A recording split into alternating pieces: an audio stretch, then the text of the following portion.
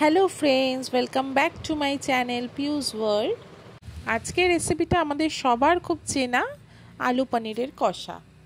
তাহলে চলো রেসিপিটা শুরু করা যাক। প্রথমে কড়াইতে সর্ষের তেল গরম করে তার মধ্যে আলুগুলোকে ভালো করে ফ্রাই করে আলুগুলো যতক্ষণ না ফ্রাই হচ্ছে ততক্ষণ পনির কেটে পিস পিস করে সেটাতে একটু নুন মাখিয়ে রেখে দেবো। আর একটা কিছু মশলা রেডি করে নেব। তার মধ্যে রয়েছে আদা, রসুন, কাঁচা লঙ্কার পেস্ট, টমেটো কুচি, পেঁয়াজ কুচি আর কাঁচা লঙ্কা।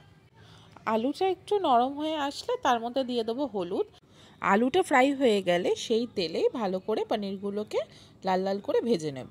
এরপর সামান্য তেলে দারচিনি, এলাচ, লবঙ্গ, তেজপাতা ফোড়ন দেব।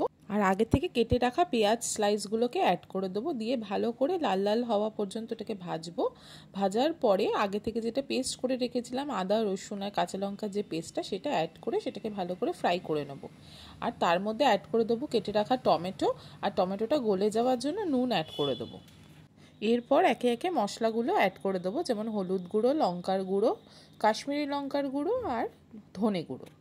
আর তার সাথে অ্যাড করে দেবো সামান্য পরিমাণ লবণ। এটা যে যার মতো স্বাদ মতো দেবেন।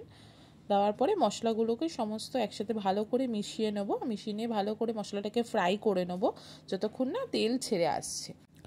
মশলাটাকে ভালো করে ফ্রাই করাটা খুবই দরকার, কেননা যত মশলাটা কষানো হবে তত যেটা আর কি তরকারির যে স্বাদটা আছে সেটা তত ভালো হবে। মশলাটা ভালো করে কষানোর জন্য একটু সামান্য পরিমাণ গরম জল অ্যাড করে দেবেন। মশলাটা যাতে নিচে পুড়ে না যায় তার জন্য অল্প অল্প করে জল দিতে থাকবো। আর আমি এখানে অ্যাড করেছিলাম সামান্য কাজু পেস্ট। আবার মশলাটাকে ভালো করে কষিয়ে নেব যতক্ষণ না তেল ছেড়ে আসছে।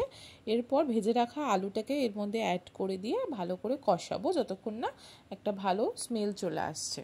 মশলাটা শুকিয়ে আসলে এরপরে গরম জল অল্প অল্প করে অ্যাড করতে থাকবো। প্রথমে একেবারে অনেকটা জল দেব না, অল্প অল্প করে অ্যাড করে ভালো করে মশলাটাকে কষাবো। এরপর ঝোলটা সামান্য ফুটে আসলে তার মধ্যে অ্যাড করে দেবো আগে থেকে ভেজে রাখা পনির আর অল্প একটু গরম মশলা। গরম মশলা অ্যাড করার পর ঝোলটা একটু সামান্য ঘন হয়ে আসলে এবার গরম গরম সার্ভ করে দেবো। আর আলু পনিরের কষার রেসিপিটা কেমন লাগলো অবশ্যই জানিও। নিজেরা বাড়িতে ট্রাই করে দেখো। আর এরকম ভালো ভালো নতুন রেসিপি পেতে হলে অবশ্যই আমার ইউটিউব চ্যানেলটাকে সাবস্ক্রাইব করো, ফলো করো, লাইক কমেন্ট করলে খুবই ভালো লাগবে। Thank you so much.